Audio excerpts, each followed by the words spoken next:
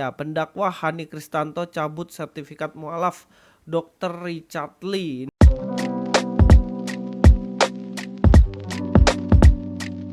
Shalom Alaikum, selamat datang kembali di channel ini. Balik lagi dengan saya Luis Budi Prastio. Kali ini saya akan bahas, mengomentari soal Richard Lee. Ya, kita tahu Richard Lee ini banyak sekali polemik ya, banyak sekali masalah dan banyak sekali problem yang dia hadapi. Entah itu karena memang kesalahan dia atau sebenarnya banyak orang yang tidak suka dia sehingga memanfaatkan kelemahan-kelemahan, kesalahan-kesalahan dari dirinya. Tapi ini unik nih, ada postingan dari Denny Siregar yang mengatakan seperti ini. Saya akan membacakannya ya. Ya, pendakwa Hani Kristanto cabut sertifikat mualaf Dr. Richard Lee. Nah, di sini ada beberapa komentar dari Denny Siregar sendiri mengatakan emang ada ya sertifikat mualaf. Dan kemudian dijawab lagi ada, baru tahu katanya. Ada sertifikat berarti ada capnya. Ngaku aja bang, kamu mualaf nggak? Coba lihat sertifikatmu dan lain-lain seperti itulah. Nah, jujur aja waktu saya waktu saya baca ini saya agak kaget juga ya. Ternyata ada sertifikat ini bisa dicabut gitu. Dan dalam pikiran saya kenapa kok sampai sertifikat dari Richard Lee ini dicabut? Ini ada bikin masalah apa dia? Saya pikir oh mungkin sebenarnya dia tidak jadi mualaf dan kemudian sertifikatnya dicabut. Nah, kemudian saya cari tahu nih informasi, beberapa artikel, beberapa berita saya baca, ternyata itu bukan status mualafnya yang dicabut ya. Ternyata di situ bukan berarti dia tidak Islam, dia memang masuk Islam gitu. Tetapi bukan berarti masuk Islamnya dia itu status itu dicabut, tidak. Yang dicabut hanya sertifikatnya, sertifikat mualafnya. Nah, setelah saya cari tahu juga kenapa sih kok sertifikatnya ini kenapa kok kemudian harus dicabut gitu kan. Nah, ternyata usut punya usut, ternyata itu karena suratnya, dokumennya itu disalahgunakan. Jadi sertifikat mualaf ini ternyata dipakai untuk mengubah KTP dia yang sebelumnya mungkin Katolik, kemudian dipindahin menjadi Kristen gitu.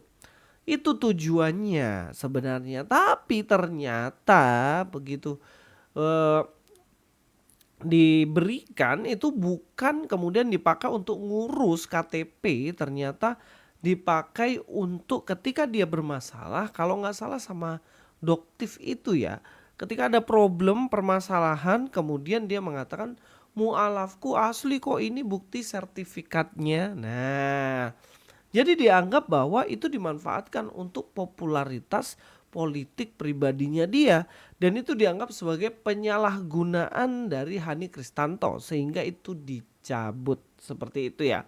Nah, memang kalau kita lihat ini banyak problematik ya, dianggap bahwa Richard Lee ini juga tidak melakukan sesuai dengan syariat Islam. Nah, itu urusan mereka lah. Intinya dari sini sebenarnya kita paham ya bahwa menjadi pengikut Kristus itu sebenarnya bukan karena ada maunya.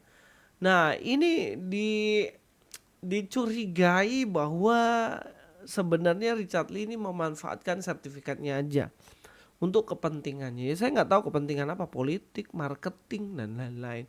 Tapi dari ini kita harus belajar bahwa sebagai seseorang itu kita tidak boleh beragama karena ingin benefitnya saja untuk dirinya, untuk kepentingannya, popularitas dan lain-lain. Itu nggak boleh.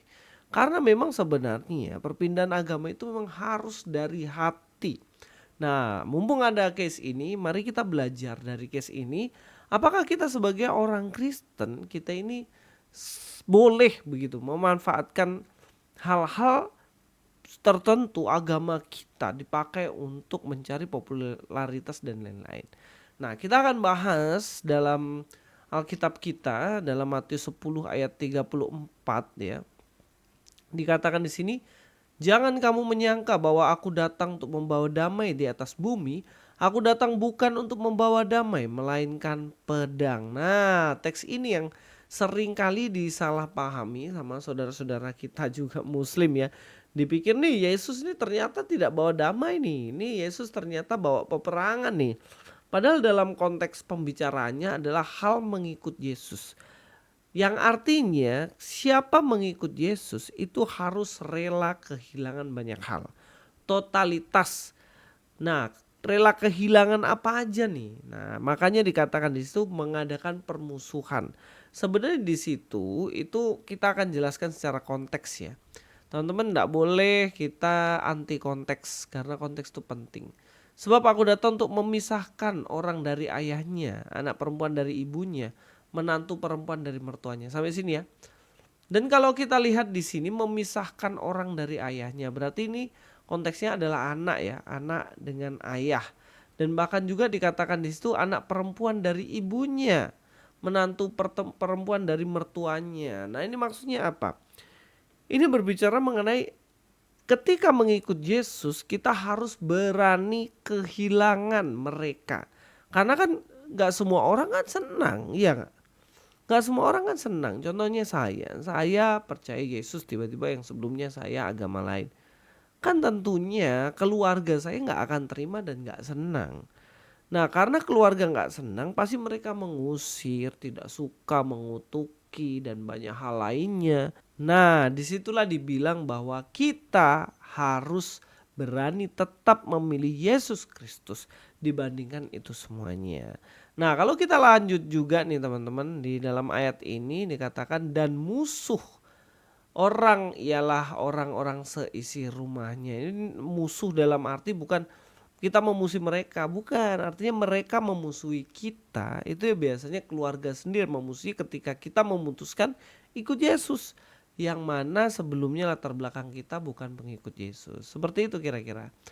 Dan dikatakan di sini ya, barang siapa mengasihi bapa atau ibunya lebih daripadaku, yang artinya tidak boleh kita mengasihi mereka lebih daripada Yesus Kristus, dikatakan ia tidak layak bagiku.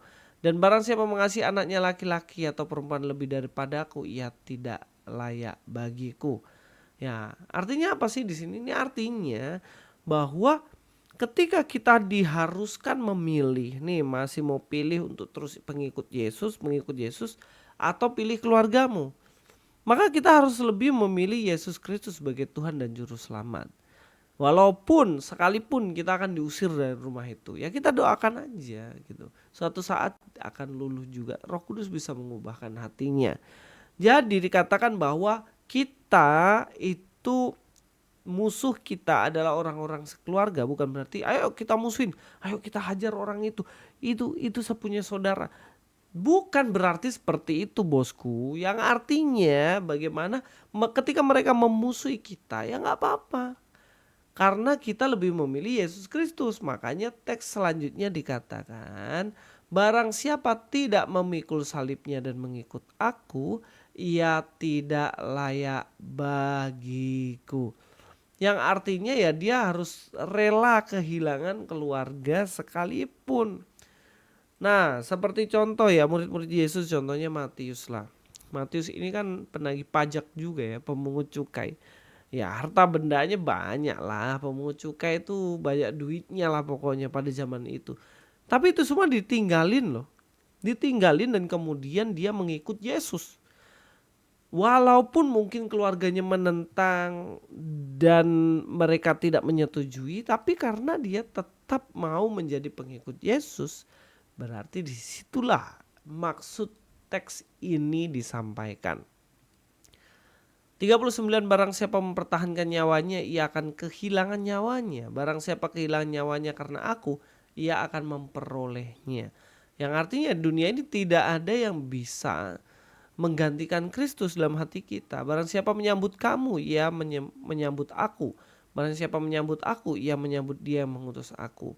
Dan selanjutnya. Oke ya, sampai di sini paham ya. Bahwa menjadi pengikut Yesus itu bukan karena kita mau keuntungan. Banyak kerugian sebenarnya. Kita ditinggalin sama keluarga, dimusuhin sama keluarga. Tapi tidak apa-apa. Karena tujuan kita adalah Kristus itu sendiri. Karena Yesuslah yang menyelamatkan kita. Sehingga kita layak untuk mengikut dia. Kita harus mengikut gitu. Kalau Seringkali ya ini ada problem nih, seringkali di gereja itu statement-statement penghakiman tuh selalu ada. Kayak misalnya, orang yang buat dosa itu dilarang untuk masuk gereja, dia harus suci dulu baru masuk gereja. Nah, ini pemikiran yang keliru loh. Kenapa? Karena siapa di dunia ini yang tak luput ya, yang luput dari dosa. Semua orang tuh pasti jatuh dalam dosa. Kalau dia tak bercela, tak punya dosa sama sekali, kemudian dia baru bisa masuk gereja, ya gereja kosong. Pendetanya yang khotbah pun di depan banyak dosanya juga. Cuman kan nggak ketahuan aja ya. Nah ini artinya apa sih? Artinya Kristus mau memang kita ini disucikan oleh darahnya. Tapi bukan berarti kamu tunggu sempurna untuk masuk ke gereja. Gereja adalah tempat penyempurnaan, berproses. Kita orang berdosa ini tetap datang ke gereja supaya Tuhan poles hal-hal yang buruk, dipangkas sehingga kita menjadi anak-anaknya yang berkualitas. Ya mungkin itulah ya, kalau Richard Lee mah ya terserah dialah mau agama-agama apa, mau dicabut sertifikatnya apa. Yang penting kita harus tetap setia pada Kristus. Luis Budi Prasetyo Sigap.